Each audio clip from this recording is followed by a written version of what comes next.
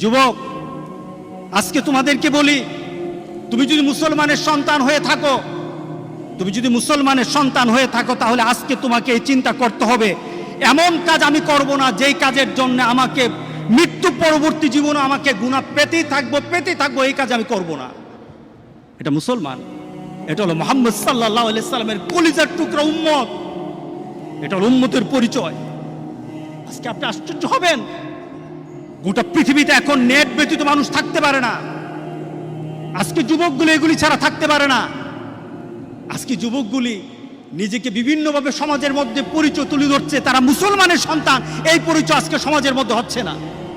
যুবক, তোমার জীবনটা যদি, তোমার চলাটা যদি কুরআন এবং সুন্নাহ অনুযায়ী হয়, আল্লাহর রাসূল আর নেককার বান্দারা যেমন সুন্দর মৌত পেয়েছে, রাসূল সাল্লাল্লাহু আলাইহি সাল্লাম বলেন, তোমাদের মৌত